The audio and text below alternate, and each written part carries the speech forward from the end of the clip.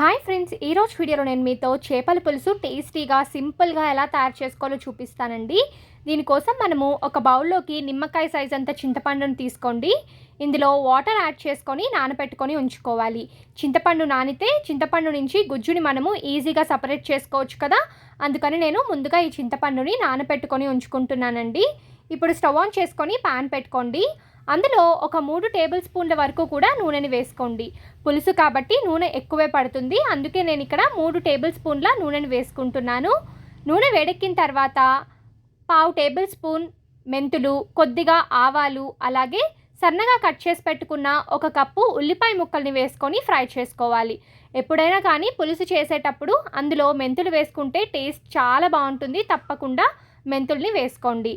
ఇప్పుడు ఇందులో సన్నగా పొడుగ్గా కట్ చేసి పెట్టుకున్న 2-3 పచ్చిమిరపకాయలు, అలాగే కరివేపాకుని కూడా వేసుకొని ఉల్లిపాయ ముక్కలు బాగా వేగే వరకు కూడా ఫ్రై చేసుకోవాలండి. ఈ ఉల్లిపాయ ముక్కలు గోల్డెన్ బ్రౌన్ కలర్ వచ్చే వరకు కూడా ఫ్రై చేసుకోండి. ఇప్పుడు చూడండి, ఉల్లిపాయ ముక్కలు మనకి బాగా వేగాయి కదా. ఇందులో నేను టమాటా గుజ్జుని వేసుకుంటున్నాను. టమాటా ముక్కల కంటే ఇలా మనము గుజ్జుని వేసుకుంటే మనకి గ్రేవీ అనేది ఎక్కువగా వస్తుంది.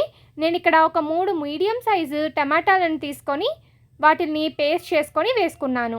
ఇప్పుడు ఇందులో రుచికి సరిపడినంత ఉప్పు, 2 టేబుల్ స్పూన్ల కారం, 1/2 టేబుల్ స్పూన్ల పసుపు వేసుకొని బాగా మిక్స్ చేసుకోవాలి.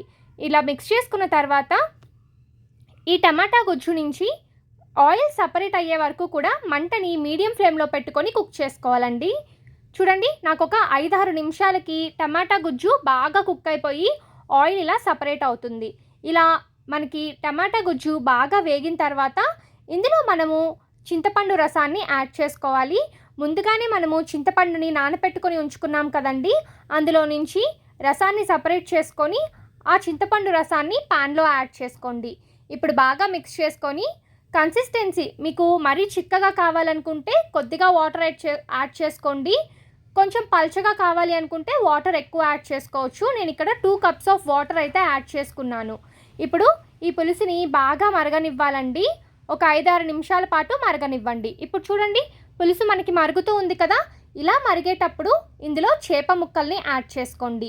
మీకు టైం ఉన్నట్లయితే ముందుగానే చేప ముక్కలకి ఉప్పు, పసుపు, కారం పూసేసి ఒక అరగంట నుంచి గంట సేపు మ్యారినేట్ చేసుకుంటే ముక్కలకి ఉప్పు కారం పట్టి ఇంకా టేస్ట్ బాగుంటుంది.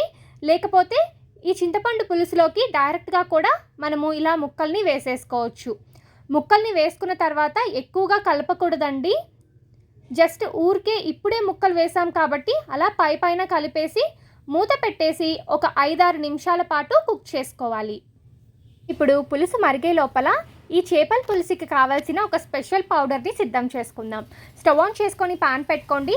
అందులో 1/2 టేబుల్ స్పూన్ల మెంతులు, 1 టేబుల్ స్పూన్ జీలకర్ర, 1/2 టేబుల్ స్పూన్ ధనియాలు, కొద్దిగా కరివేపాకుని వేసుకొని మంటని లో ఫ్లేమ్లో పెట్టుకొని వీటన్నిటినీ కూడా బాగా వేయించుకోవాలి.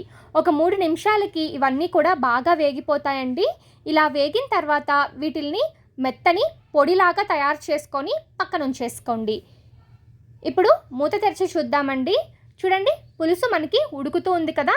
ఇప్పుడు దీన్ని ఒకసారి మిక్స్ చేసుకొని మళ్ళీ ఉడికించుకోవాలి. మనము స్పూన్ కానీ గరిటె కానీ ఇలాంటివి పెట్టకుండా ఇలాగా జాగ్రత్తగా మిక్స్ చేసుకోవాలి.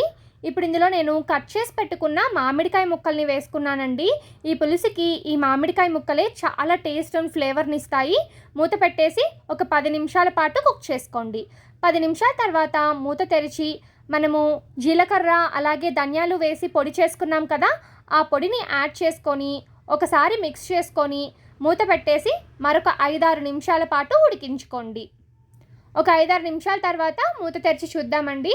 చూడండి, పులుసు మనకి పర్ఫెక్ట్గా ఉడికిపోయింది. ఆయిల్ కూడా చూసారా సపరేట్ అవుతుంది కదా, అంటే మనకి పులుసు రెడీ అయిపోయింది. ఇప్పుడు ఇందులో ఫైనల్గా మనము కొత్తిమీర తరుగుని యాడ్ చేసుకొని సర్వ్ చేసుకుంటే ఎంతో రుచికరంగా ఉండే చేపల పులుసు రెడీ. నేనైతే దీన్ని నెల్లూరు చేపల పులుసు అనే అంటానండి. ఎక్కువ ఇంగ్రీడియంట్స్ యాడ్ చేయకుండా చాలా తక్కువ ఇంగ్రీడియంట్స్తో టేస్టీ చేపల పులుసు కావాలి అనుకుంటే తప్పకుండా మీరు ఈసారి చేపల పులుసుని ఇలా తయారు చేసి చూడండి. టేస్ట్ అదిరిపోతుంది. రాగి సంగట్లోకి, రైస్లోకి, దోశల్లోకి కూడా సూపర్ కాంబినేషన్ ఉంటుందండి. సింపుల్గా తయారు చేసుకోవచ్చు. 3 డేస్ వరకు కూడా ఈ పులుసు అస్సలు చెడిపోదు. హ్యాపీగా మీ ఫ్యామిలీతో పాటు ఎంజాయ్ చేయొచ్చు.